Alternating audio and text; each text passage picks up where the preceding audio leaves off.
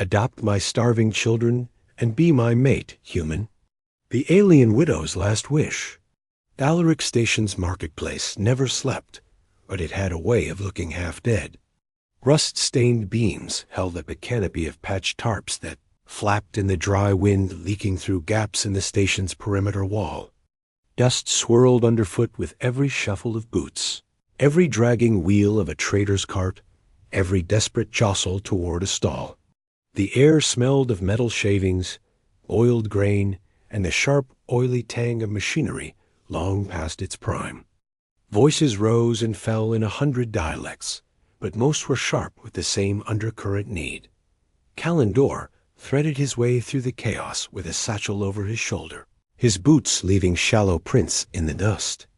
He'd hauled a broken-down fusion coupler halfway across the system for a mechanic here, the sort of repair work he traded for fuel credits and a few meals. It wasn't glamorous, but it kept his ship in the black and his conscience clear most. Days, he kept his head low, avoiding the barkers, the scammer kids, the haggling desperate. Thalric was a place where the moment you made eye contact, someone decided you owed them. But then he saw her. She stood at a food stall, tall and straight-backed, despite the weariness in her frame. Her skin, if you could call it, that was a deep violet hue traced with silver latticework that shimmered faintly when she moved, the mark of the Virelli. Her hair was bound in a loose braid that had seen better days, a few strands whipping in the station's stray breezes. At her side, a girl of perhaps 9 stood with her chin tilted high, sharp eyes tracking every movement of the vendor's hands, while a smaller boy 6 at most clung to the folds of her threadbare cloak, his face half buried in the fabric. The woman laid out her offering on the counter, a collection of trinkets, bits of carved bone and cracked glass. The kind of thing a desperate person tried to make seem valuable when they had nothing else. The vendor barely looked. "This is scrap." The man sneered, his voice thick with contempt. "You want bread for this? You should be paying me to take it away." The woman's silver markings dimmed, a flicker of shame she tried to mask with calm. "It is all I have," she said evenly. The vendor leaned forward, his tone turning cruel. "Then you have nothing." He pushed the trinkets toward her with a flick of his hand, scattering them into the dust at her feet. Callan had already been moving before he thought about it. "Hey," he said, stepping between them. "She's buying, isn't she?" He pulled a ration packet from his satchel, his own lunch, and slapped it onto the counter. "Here, this cover it?" The vendor's eyes narrowed, but greed softened his scowl. He snatched the packet and shoved a half-loaf of coarse bread across. Callan stooped to gather the woman's scattered trinkets, pressing them back into her hands. She studied him for a long moment, her pale crystalline eyes unblinking. Then she bent, passing the bread to her children. The girl tore it in half, giving the larger portion to her brother without being told. The boy ate in small, cautious bites. When the woman spoke, her voice was low, almost lost under the marketplace din. "Adopt my children and be my mate, human. It's the only way we'll survive." Callan froze, caught between disbelief and the unsettling certainty that she meant every word. "That's not how this works," he said, shaking his head. "I just gave you some food." Her gaze didn't waver. "Food is gone in a day. Protection lasts longer." He stepped back, raising his hands. I'm sorry, but no." The woman inclined her head, as though she had expected that answer. She gathered her children close and turned away, melting into the river of bodies. Callan stood there a moment longer, the dust swirling at his boots, the vendor already shouting to the next customer. He told himself it wasn't his problem. But her words followed him all the way to the mechanic bay, heavy as the satchel on his shoulder. Callan spent the rest of the afternoon in the mechanic bay, but his mind wasn't on the coupler laid out. On the workbench, The fusion housing was warped from heat stress, its seals crumbling, but he found himself tightening bolts twice, staring too long at his tools, hearing echoes of that low, certain voice. Adopt my children and be my mate, human. He'd heard plenty of strange requests in his time along the fringe, most of them transactional, some even desperate, but this had been different. Sarah Vihal, he didn't know her name yet, but he knew her face, hadn't sounded panicked. She'd sounded resigned, as though she'd already calculated every path forward and found only one left. Earth to door, grunted Jorvik, the bay's resident greasebeast of a mechanic. The older man tossed him a hydrospanner. You planning to stare that coupler into working order? Callan caught it, scowled, and bent back over the job. Just thinking about the station, he muttered. Don't. Thinking about Thalric's a good way to end up mad or dead. Jorvik wasn't wrong. The place was a choke point for fringe trade, but the station's overseer, Harn Talvik, had a stranglehold on what came in and out. Food, medicine, clean water, they were worth more than gold here. Those without credits or powerful friends. Well, they scraped by until they couldn't dot by the time the coupler was patched, and Callan had traded it for his promised fuel credits. The bazaar was thinning out. The tinny overhead lights buzzed to life, casting long, sickly shadows. He should have headed straight back to his ship, but he found himself cutting through a narrower lane on the bazaar's outskirts. That's where he saw them again. The violet-skinned widow and her children were crouched in the lee of a rusted bulkhead, the bread from earlier already gone. The boy Sen, he guessed, was pale, his small frame trembling as though from cold, despite the station's stale warmth. The girl held him close, eyes darting over every passerby. Callan's boots scraped the dust as he approached. He's not. All right, he said without thinking. The woman's gaze lifted, meeting his with that same unblinking steadiness. He hasn't eaten in 2 days before today. 1/2 loaf will not fix that.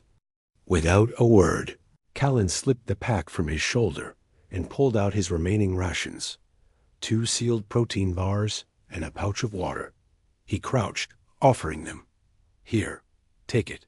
The girl hesitated, glancing at her mother for permission.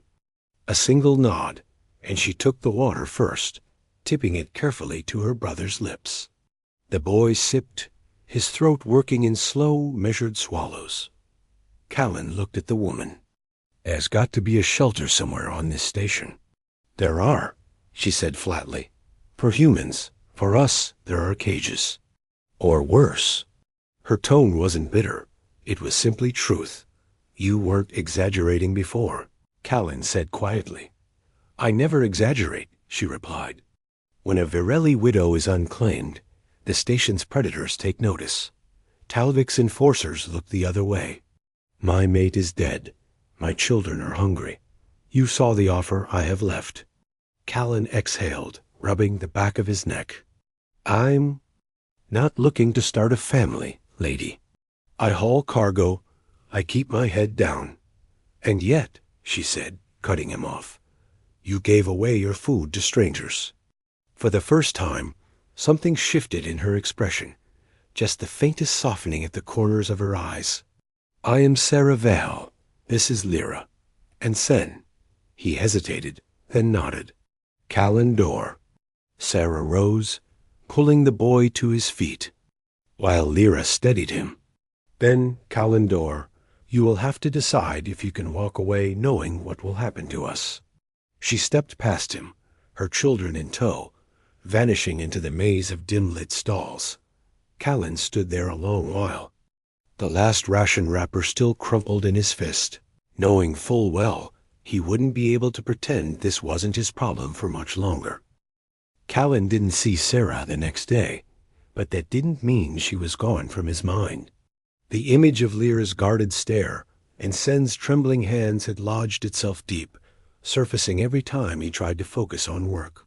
He'd taken a contract, unloading scrap plating from a freighter docked 3 bays over. A job that left his back aching and his hands raw, but paid just enough to keep his ship fueled for the next hop. He told himself he'd be leaving Dalric within 48 hours. Then the enforcers found him. They cornered him in the dim side corridor leading to the cargo list's 3 men in dark. Station issue jackets with the gold sigil of Overseer Talvik stitched on the sleeve. Their boots rang sharp against the decking as they closed in. "You Calendor?" The lead one asked, his voice carrying that lazy menace of someone used to getting his way. Callan straightened slowly. "Depends who's asking." The man smirked. "Station security enforcement. We've had reports you've been spending time with an unregistered virile female and her dependents." He didn't bother denying it. "I gave them some food." "That a crime now?" "Harboring unregistered dependents is," another enforcer said, stepping closer. "Any non-human resident without sponsorship falls under station control. That includes her offspring. You don't want to be mixed up in this hauler. Walk away." Callan felt his jaw tighten. "And you just—" "What? Hand them over to Talvik?" The lead enforcer's smirk widened. "Not your concern, but it was. Against his better judgment," he heard himself say. "What if I sponsor them?" That made the smirk falter. "You? You'd have to sign a domestic bond. You ready to be mate to a Varelli? Because that's how it works in their law, and station regs honor the cultural clause. You'd be stuck with her and her brats until she dissolves it." It wasn't a question. It was a dare. The kind meant to make him back down. Instead, Callan said, "Maybe I am." They exchanged glances. Then one shrugged. "Fine. We'll arrange the paperwork. But you'd better mean it Talvik doesn't like broken contracts." When they left, the echo of their boots still bouncing off the walls, Callan found himself leaning against the bulkhead, wondering what the hell he'd just agreed to. That night, he found Sarah. She was in the same narrow lane where he'd last seen her, sitting cross-legged with Lyra and Sen curled against her sides, their eyes half closed. With exhaustion. "You can't stay here," Callan said without preamble. "Talvik's people know about you." Her silver markings flickered faintly. "They've known since my mate died. What has changed?" "I told them I'd sponsor you. All of you." The children stirred. Lyra's eyes snapped open, wary. Sarah studied him, her gaze long and searching. "You understand what that means?" "I'm starting to." Her head inclined, the faintest of nods. "Then tomorrow we go to the registrar." He could have told her it was temporary, just a way to keep the enforcers away. He could have said it wasn't a promise of anything beyond safety. But the words wouldn't come, because some part of him knew once the bond was signed, there'd be no walking away. The registrar's office sat wedged between a pawnshop and a betting den, its cracked plasteel door opening into a stale-smelling room with flickering wall panels. A single clerk sat behind a battered desk, her fingers moving lazily across a datapad. She looked up when Callan and Sarah stepped inside, the children trailing close behind. "Domestic bond registration?" the clerk asked without surprise. On Thalric Station, such arrangements were business as usual protection for one party. Obligation for the other. Sarah inclined her head. "Yes, Calendor, human, and Sarah Vial, Virelli." The clerk's gaze flicked over Callan. "You understand this isn't just paperwork? Virelli law binds your names together. You share responsibility for her dependents, her debts, and any claims made against her." "I understand," Callan said, even though a part of him still wasn't sure why he hadn't turned back. The clerk tapped in their information, took biometric scans, and pressed their palms to the bond plate. The surface warmed under Callan's skin, and a faint shimmer ran across Sarah's markings like liquid silver, catching the light. Lyra and Sen watched silently, Sen's small hand clutching his sister's sleeve. "It's done," The clerk said, filing the record with a final tap. Congratulations. You're mated in the eyes of Virelli law and registered under Thalric Station's domestic protection statutes. That means the enforcers can't seize them unless you nullify the bond. Callan nodded once, then turned to Sarah. You're safe now. Her expression was unreadable. Safe, she echoed, as if testing the word. They left the registrar and made their way back through the market's narrow lanes. People noticed them, now human traders with narrowed eyes, Virelli women with quick, assessing glances, a few muttered comments trailing in their wake. The bond had marked him in more ways than the registry. The dwelling Sarah led him to was little more than a single narrow room tucked between two warehouse walls. The floor was bare metal patched with scraps of cloth, a small cook unit in one corner, and a single cot piled with blankets where the children slept. This is home? Callan asked. It was, Sarah said simply. Now it is yours as well. They shared their first meal as a bonded household, a thin stew stretched with whatever she'd scavenged from the market, bulked out with the protein packs Callan had brought. The children ate quietly, but steadily, the tension in their shoulders easing as the bowls emptied. Later, as the children curled together on the cot, Sarah stood near the doorway, her gaze fixed on the dim corridor outside. Talvik will not like this, she said without turning. I don't care what Talvik likes, Callan replied. She glanced at him then, silver markings faintly glowing. You will. He controls more than you think. It was meant as a warning, but Callan only leaned back against the wall. Then he can learn I'm not the easiest man to push. Sarah's eyes lingered on him for a moment longer before she nodded and returned to the cot, settling beside her children. For the first time since he'd met her, she looked less like someone waiting for the next blow to fall, and more like someone willing to believe, if only a little, that it might not. Callan told himself the bond was just protection, a shield, against predators. But that night, lying on the thin blanket she'd offered him on the floor, he caught himself listening to the quiet breaths of Lyra and Sen, and the steady rhythm of Sarah's beside them, and realized he'd already started, thinking of them as his. Morning on Thalric Station, bled in without ceremony, no sunrise, just the hum of the ventilation grid, shifting to day cycle, and the thin strip lights above the corridor flickering into life. Callan woke to the low murmur of Sarah's voice, speaking, in the fluid, almost musical cadence of the Virelli tongue. He pushed himself up on one elbow. She sat cross-legged beside the cot, Lyra leaning against her side, and Sen half asleep in her lap. She wasn't reciting idle words, she was telling them something important. When she saw him stir, she switched to trade common. I was telling them of the green worlds, she said, where the air smells of rain and the soil grows food in abundance, where children run without fear of being taken. Callan rubbed the sea, grit from his eyes. Places like that still exist? A faint smile touched her mouth. They do. I lived on one before my mate took work in the mines here. We thought it temporary. Her silver markings dimmed at the memory. His wish was to return.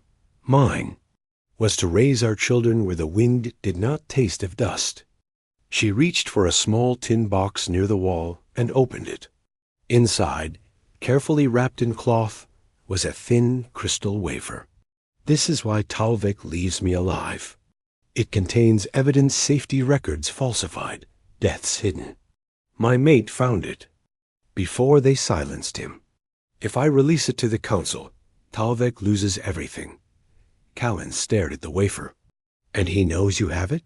Yes, which is why he waits and watches and makes certain I never have a way off this station. She looked up at him.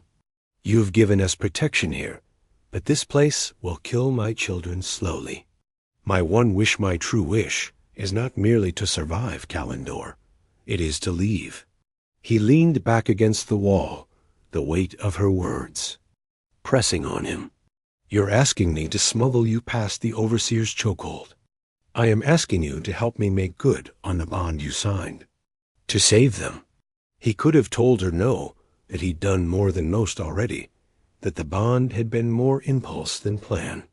But instead, he found himself thinking about the boy's small hands clutching at Lyra's sleeve, about the way the girl watched every stranger with the sharpness of someone far too young to need such vigilance. Talvik's got the port under his thumb, Callan said slowly, but he doesn't own every pilot here. I might know someone with the kind of ship that can slip through the net. Her gaze locked with his, a flicker of hope breaking through her guarded expression. Then we have a chance? We'll make one, he said. For the first time since they'd met, she let out a soft breath that almost sounded like relief. Lyra shifted closer to her mother, eyes fixed on Callan now, not with suspicion, but with something he hadn't seen before. That night, as the station's lights dimmed again, and the hum of the vents deepened into the slower rhythm of the night cycle, Callan lay awake on the floor, listening to the quiet. He told himself he was still just keeping a promise, just holding the line against Talvik's reach. But he knew better. The bond might have begun as a shield, but now it was a vow one he intended to keep. And somewhere in the shadowed corners of his mind, the idea of leaving Thalric alone no longer felt like an option at all. A storm broke just before the lights of Thalric's day cycle could flicker on. Callan woke to the sound of booted feet pounding the corridor outside, the metallic ring echoing off the narrow walls. Sarah was already moving, shaking Lyra gently awake while scooping Sen into her arms. Her silver markings pulsed faintly, betraying fear even as her face stayed calm. They've come early, she murmured. That the knock wasn't a knock, it was a blow. The thin dwelling door rattled against its frame. A voice barked from the corridor, amplified through a handcomb. By order of Overseer Talvik, open this door and surrender the unregistered Virelli female and her dependents. Callan was on his feet, heart hammering. We're bonded. They can't, they can, Sarah said, her voice low. If they break the law themselves, there's no one to stop them. The door shuddered again. Callan grabbed the small travel pack he'd kept by the cot since the bond was signed, shoving inside the crystal wafer Sarah had shown him. We're not letting them take you. The third blow nearly tore the hinges from the frame. Callan pulled the slim panel from the rear wall, revealing the maintenance crawlspace he'd scouted days ago. Go, he ordered. Sarah passed Sen through first, then Lyra, before climbing in herself. Callan slid the panel back into place, just as the door gave way and two enforcers spilled inside, rifles up. Where are they? One demanded. Callan's face was cold stone. Gone. The man stepped forward, the rifle's barrel inches from Callan's chest. You think this ends with you breathing? Depends on how much you value Talvik's secret, Callan said evenly, and tossed a small hollow emitter onto the floor. It sprang to life, projecting a grainy still of Talvik, signing falsified. Safety records enough to hang him in any council inquiry. The enforcer's jaw tightened. He didn't lower the rifle, but he didn't fire either. Callan's voice was iron. You want to go down for him? Be my guest. Or you can walk away and pretend you never saw me. A tense beat passed. Then the rifle wavered, and the man jerked, his head toward the door. Let's go, he growled to his partner. When they were gone, Callan didn't waste a second. He slipped into the crawl space and followed the narrow passage until it opened into the shadowed underbelly of Dock 7. Sarah and the children were waiting, crouched behind a stack of empty cargo crates. They didn't see you? He asked. She shook her head. No. They moved quickly, peeping to the edges where the station's lights sputtered and shadows pooled.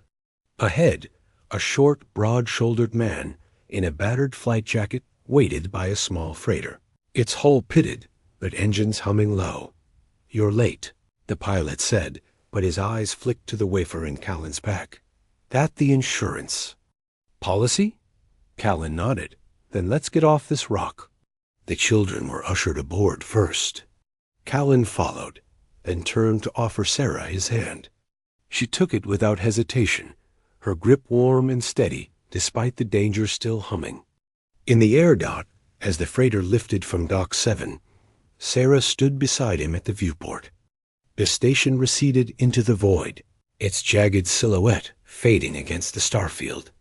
She reached up, touching 2 fingers lightly to his jaw, an unmistakable virility gesture of choosing. "When I asked you to be my mate, it was to survive," she said quietly. "Now, it is because I choose you." Callan's chest tightened, the hum of the freighter's engines filling the silence between them. He glanced toward the children, curled together on the passenger bench, and knew there was no part of this bond he wanted to dissolve. As the jump engines engaged, flaring the stars into streaks of light, Sarah leaned closer. "We're free now. Callan door, and we will never be theirs again." He didn't answer in words. His hand found hers, their fingers interlacing as the stars swallowed Thalric Station behind them.